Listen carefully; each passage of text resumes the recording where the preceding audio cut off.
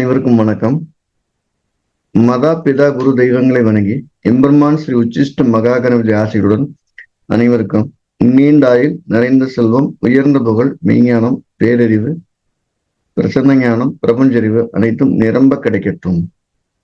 அனைவருக்கும் எனது மானசீகமான வாழ்த்துக்கள், மானசீகமான ஆசைகள். அனைவரையும் ஜிகேஸ்டோ அன்போடு வரவேற்கிறது. நம்ம இன்னைக்கு பார்க்க போற தலைப்பு, ஒரு ராசியில 2 கிரகங்கள் அல்லது 2 கிரகங்களுக்கு மேல இருக்கக்கூடிய கிரக சேர்க்கைகளை பத்தி பார்ப்போம். இன்னைக்கு மார்ச் மாசம் 2026 12ஆம் தேதியில கும்பத்துல ஒரு 3 கிரகம் 4 கிரகம் இருக்கு அப்படின்னு வச்சுக்கோ. கேட்கிற ஸ்டூடெண்ட் என்ன சொல்றேன்னா, கும்பத்துல 3 கிரகம் இருக்கே, மீனத்துல 2 கிரகம் இருக்கே, இதுக்கெல்லாம் என்ன பதில் அப்படின்னு ஒரு கேள்வி கேட்கிறார். அது என்ன சொல்ல வருது? நம்ம பிறந்த கால ஜாதகத்துல ஒரு ராசியில 2 கிரகத்துக்கு மேல இருந்தாலே அந்த ராசியுடைய ஆதிக்கம் நம்ம கிட்ட இருக்கும். ஒருத்தர் மேச லக்னமா இருக்காரு, மிதன ராசியா இருக்காரு, ஆனா அவருக்கு மகரத்துல 5 கிரகங்கள் இருக்கு அப்படின்னு வச்சுக்கிடுவோம். அவர் மேச லக்னத்துக்கான குணம் மிதன ராசிக்கான குணத்தை விட மகரத்துக்கான குணம் தான் அவர்கிட்ட மேலோங்கி இருக்கும். எந்த ராசியில 2 கிரகங்களுக்கு மேல கிரக அமைப்பு இருக்கிறதோ அந்த ராசியோட குணம் அவர்கிட்ட கண்டிப்பா வெளிப்பட்டே தீரும். நீங்க செக் பண்ணி பாருங்க, இது என்னோட ஸ்டாம்ப். ராசி பலன் படிக்கும் போது கூட நான் சொல்லியிருக்கேன், மீனத்துல 4 கிரகம் இருக்கு, உங்களுக்கு மீன ராசிக்கு படிச்சு பாருங்க, ரொம்ப கரெக்டா இருக்கும்.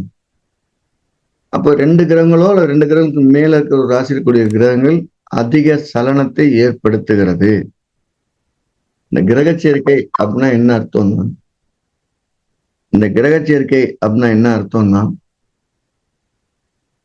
ஒருவருடைய குணத்தை, எண்ணங்களுடைய மாற்றத்தை, என்ன செயல்பட போறாருங்கிற ஒரு நோக்கத்தை அற்புதமா வெளிப்படுத்தக்கூடிய தன்மைக்கு தான் கிரக சேர்க்கைன்னு பேர். விதி நம்பர் 1. விதி நம்பர் 2, ஒரு கிரக சேர்க்கை அவருடைய குணங்களை சுட்டி காட்டுவதற்கு சிறப்பா பயன்படுது.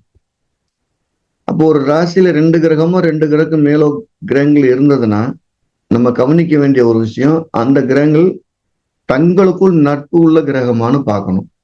இது நம்பர் 1. 2, தங்களுக்குள் பகை பாராட்டக்கூடிய கிரகமா அப்படின்னு பார்க்கணும்.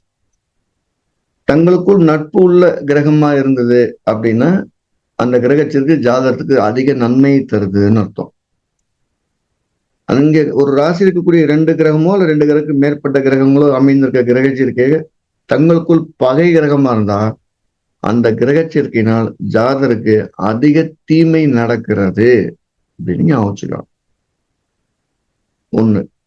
3வது விதி, ஒரே ராசியில 2 கிரகத்துக்கு மேலே இருக்கு அப்படின்னா பிறந்த கால ஜாதகத்துல நிற்கக்கூடிய அந்த கிரக சேர்க்கை மேல கோச்சாரத்துல சுப கிரகங்கள் பயணிச்சது இல்ல அந்த கிரகங்களின் நட்பு கிரகங்கள் பயணிச்சது அப்படின்னா இந்த கிரக சேர்க்கையினால் ஜாதகர் அற்புதமான பலன்களை அடைய காத்திருக்கிறார் அப்படின்னு அர்த்தம்.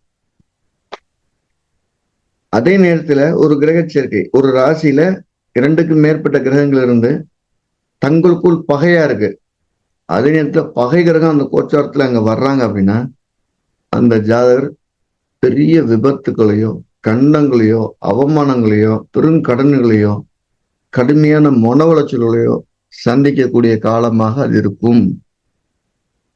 இந்த இடத்துல நம்ம கூர்ந்து கவனிக்க வேண்டிய ஒரு விஷயம், லக்கண அடிப்படையில ஒரு பலனை அவர் பார்த்திருப்பாரு, கோச்சார சந்திரன் அல்லது பிறந்த கால சந்திரனுக்கு ஒரு பலனை பார்த்திருப்பாரு, ராசி பலனை பார்த்திருப்பாரு.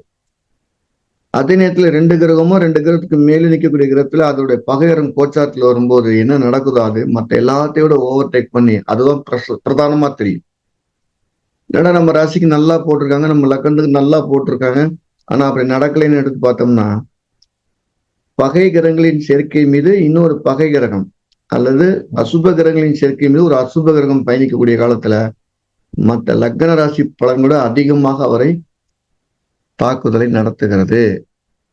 அப்ப நம்ம ஒரு ராசியில் எடுத்து பார்த்தோன்னே 2 கிரகமோ 2க்கு மேற்பட்ட கிரகமோ இருக்குமான்னு பாக்குறோம். அவர்கள் தங்களுக்குள் நட்பு இருந்தா அது நல்ல இடம் எடுத்துக்கிறோம், தங்களுக்குள் பகையாக இருந்தா அது தீமையான இடம் எடுத்துக்கிறோம். அந்த பகை கிரகங்களுக்குள்ள கோச்சாரத்துல பகை இருந்தா பெருந்தீமைன்னு எடுத்துக்கும். அப்படி எடுத்து சொல்லும்போது உங்களுடைய பலன் கூறக்கூடிய சதமானம் அல்லது அளவு சரியா இருக்கும். ஏதோ ஒண்ணு சொன்னோம் அப்படிங்கிற ஒரு லாஜிக்கா இதை இங்க இருந்து இப்படித்தான் போகணும் அப்படின்னு வச்சுப்போம்னா அதோட துரிதம் உங்களை மேம்படுத்தும் அப்படின்னு அர்த்தம். நல்ல துரிதமான கோச்சாரம் அப்படிங்கிற ஒரு நூல் இப்ப 8வது பதிப்பு வந்துருச்சு. அந்த 8வது பதிப்புல இந்த இந்த விஷயங்களை பத்தி ரொம்ப வலியுறுத்தி சொல்லியிருப்பேன், இப்படித்தான் இருக்கும்னு. இந்த கிரக சேர்க்கை நம்ம இப்படியும் பார்க்கலாம், கிரகங்களின் சேர்க்கையாகவும் பார்க்கலாம், பாவாதிபதிகளின் சேர்க்கையாகவும் பார்க்கலாம். நிறைய இடங்கள்ல 2 சுபகிரகங்களோட தீய ஆதிபத்தியத்து சேர்க்கையாக கூட அமைஞ்சு தமிழ் செஞ்சிருக்கும். அப்ப நம்ம அதை எப்படி பாக்குறது அப்படின்னா, உதாரணமா எப்படி வச்சுக்கிறோம், ஒரு துலலக்கண ஜாதகம்னு வச்சுக்கிறோம். குரு 6ல இருக்காரு, சுக்கிரன் 8ல இருக்காரு, அவங்கவுங்க வீட்டுல இருக்காங்க. இப்ப குரு சுக்கிரன் அந்த லக்கணத்துக்கு 6 8 கூடிய அதிபதி ஆகிறாங்க. அந்த குரு கூட ஒரு ராகுவோ இல்ல இந்த சுக்கிரன் கூட ஒரு ராகுவோ சேர்ந்துருக்கு அப்படின்னா இந்த குரு ராகு சேர்க்கை இந்த துலா லக்கணத்துக்கு மிகப்பெரிய தீமையை விளைக்க காத்திருக்குதுன்னு அர்த்தம். இப்ப பாருங்க, குரு ராகு சேர்க்கையே தீமையானது, அந்த லக்கணத்துக்கு அது ஆதிபத்திய ரீதியாகவும் கடுமையான தீமையானது. ஸோ நம்ம இதெல்லாம் நம்ம பார்க்க வேண்டியிருக்கு. நம்ம கிரக சேர்க்கையில 2 அல்லது 2க்கு மேற்பட்ட கிரக சேர்க்கை உள்ள ஒருத்தருக்கு அவங்களுக்கும் சுபகிரகமா இருக்குதான்னு பார்க்கிறோம். அதை விட லக்ன ரீதியாகவும் நல்ல ஆதிபத்திய கிரகமானு பார்க்கிறோம். இப்ப தங்களுக்குள் சுப கிரகம் இருந்தா அது கோச்சாரத்தில் நடக்கக்கூடிய எல்லா சம்பவங்களுக்கும் முழு பொறுப்பை ஏற்றுக்கிறாரு. அதுவே ஒரு தீய ஆதிபத்தியம் பெற்ற கிரகங்களின் கிரக சேர்க்கையா இருந்ததுன்னா இல்ல சுப ஆதிபத்தியம் பெற்ற கிரக சேர்க்கையா இருந்தது அப்படின்னா ஒரு அற்புதமான நன்மையோ தீமையோ அவருக்கு செய்யணும் அப்படின்னு நினைச்சுக்கலாம்.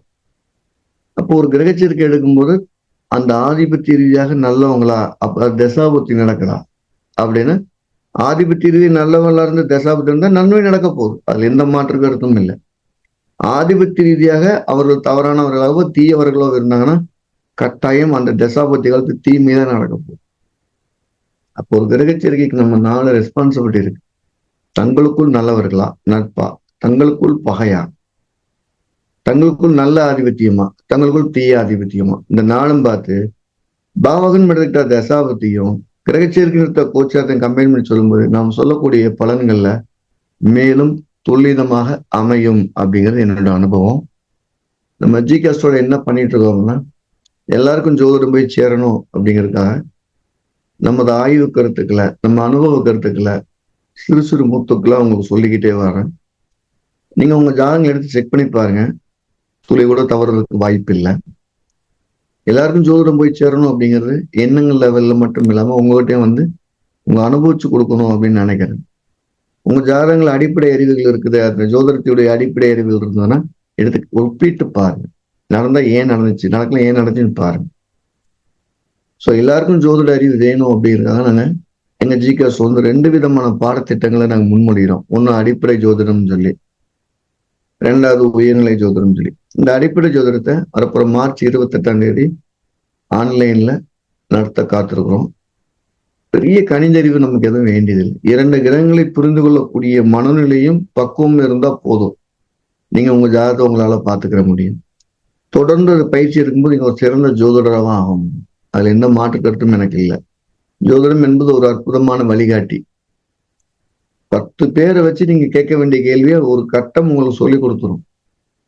2வது நம்ம ஜிகாஸ் நடத்தக்கூடிய உயர்நிலை பாடங்கள், அது சிறப்பு வகுப்புகள் எப்படி இருக்குன்னா, ஒரு சப்ஜெக்ட்ல என்னுடைய 30 ஆண்டு அனுபவங்கள் என்ன சொல்லியிருக்கு, எனக்கு நான் என்ன புரிஞ்சுக்கிட்டேன், அது எவ்வளவு பாசிபிலிட்டிஸ் நடைமுறையில அப்படிங்கிறத தொடர்ந்து வகுப்பு நடத்திட்டு வரோம். அதுல வரப்புற மார்ச் மாசம் 21, 22 தேதியில சென்னையில நேரடி வகுப்பு நடத்த காத்திருக்கோம். அடிப்படை வகுப்புக்கும் சரி, சிறப்பு வகுப்பும் சரி, பயிற்சி எடுத்துக்கணும் விரும்புறவங்க கீழே இருக்கிற நம்பர்ல முன்பதிவு செய்து நீங்க பயிற்சி எடுத்துக்கலாம். ஒரு ஜோதிடம் என்பது ஒரு அற்புதமான வழிகாட்டுன்னு சொல்ற மாதிரி அனுபவிச்சு பார்த்தவங்களுக்கு அந்த சுவை தெரியும். மீண்டும் நாம அடுத்த பதிவில் சந்திப்போம். எல்லாம் வல்ல எம்பெருமான் ஸ்ரீ உச்சிஷ்ட மகா கணபதி அனைவருக்கும் நீண்ட ஆயுளையும் நிறைந்த செல்வத்தையும் உயர்ந்த புகழையும் மெய்ஞானத்தையும் பேரறிவையும் பிரசன்ன ஞானத்தையும் பிரபஞ்சரையும் பெருமையோடு வழங்கட்டும். அனைவருக்கும் எனது மானசீகமான வாழ்த்துக்கள், மானசீகமான ஆசை.